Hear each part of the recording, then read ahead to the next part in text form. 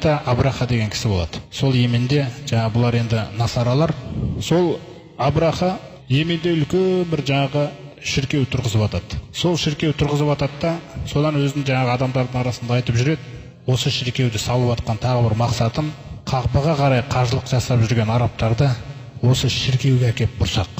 Осы хабарлардан бір сыбыс естіген бір меккелік араб сол жақта жүрген Йеменде. Жаңағы шіркеудің ішін бір нәжіспен былғап кетеді. Кәдімгідей нәжіспен шіркеудің ішін жағып кетеді. Сөйтіп бұқаралық ақпаратта кім кінәлі болды? Бұқаралық ақпаратта жағып кеткен кісі кінәлі болды. Сөйтіп ол Абраха күллі әскерін жинайды, Меккеге қарай жол ұстайды. Әскер деген өте үлкен.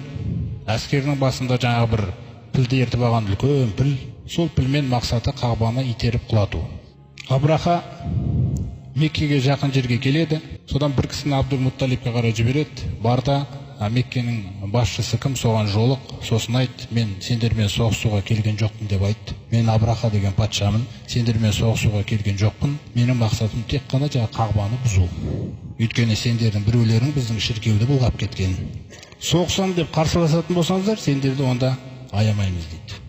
Сондай мақсат жаңағы мен Қағбаны ғана бұзуға келдім дейді, болды. Соғысам деп қарсыласатын болсаңыздар, сендерді онда аямаймыз дейді. Сөйтіп Абдул-Мутталиб мен жолығайын деп шығады. Жаңа Мұғаммес деген жерге дейін жаңағы көлік алып, сонымен барып жетіп, Абдул-Мутталиб айтады, сіз менің жолда 200 түйемді өзіңізге алып қойыпсыз ғой дейді. Сонда Абраха күледі оған. Жаңа мен сен маған келген кезде, әуелі келген кезде бір құрметті адам сияқты едің дейді. Мен сені Қағба туралы сөз қойғызғайма десем, сен неге түйеңді қозғадың дейді. Сосын Абдул-Мутталиб айтады, мен түйенің иесімін дейді. Ол далада жатқан түйе емес дейді. Мен түйенің иесімін, мен түйемді қорғап сұрап тұрмын дейді. Қағбаның өз иесі бар, ол қорғайды оны дейді. Сонда жаңағы Абраха айтады, Қағбаның өз иесі бар дейсің ба, қорғайды дейсің ба, ол менен қорғай алмайды бүгін дейді.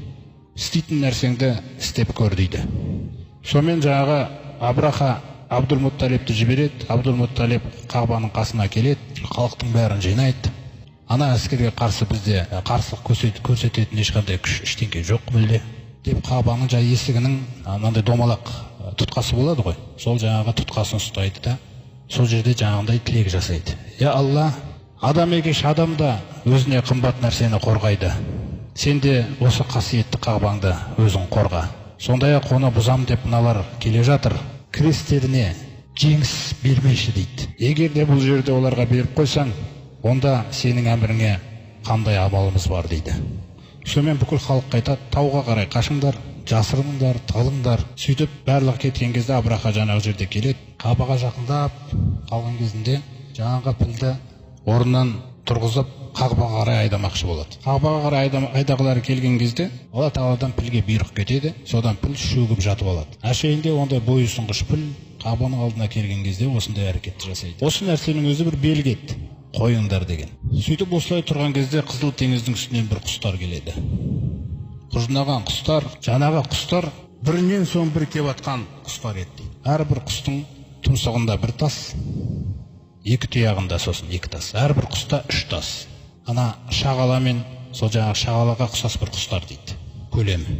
Сондай құстар келген, дәл атады. Жаңағы лақтырылатын тастың өзі бір бұршақ көлемінде екен.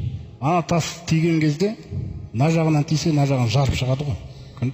Жарып шығады, болды, ағза жоқ мына жақтағымыз. Сонда ана құстар келіп атқылап жатыр. Келесі топ келеді, атқылайды. Келесі топ келеді, атқылады. Бұндайды көрмеген. Ана жақта тауда тығылып атқандардың бәрі көріп тұр не отқанын. Одан артық қандай мұғжиза керек, мысалы, өзіңіз ойлаңыз. Сол ана жаңағы оқтар, тастар денесін жеді ғой. Тиген кезде жарылып түсіп қалады екен. Абраханың өзі Йеменге жеткен кезде мына көкірегі тесіліп, жүрегінің несі көрініп тұрды дейді ше. Үзіліп келді дейді. Саусақ бір жер жол шыбай атқылайды. Ана қуып баратыр ғой құс деген. Құс атады, бір жері үзіледі. Атады, бір жері үзіледі. Жаңағы анау атқылау деген нәрсенің көкесін Алла тағала сол кезде көрсеткен екен. Кімде кім Аллаға қарсы шығам десе, оның ісі осындай болады деген нәрсені көрсетті ғой. Алла тағаланың әмірі қандай екендігі де. Сонда жаңағы атқылап қаншалаған адамдар сол жерде қырылады. Көбісін жаңа жолшыбай қырылуын қалады Алла тағала. Ал Абраханың өзіне Йеменге жетіп барып құлауын қалады.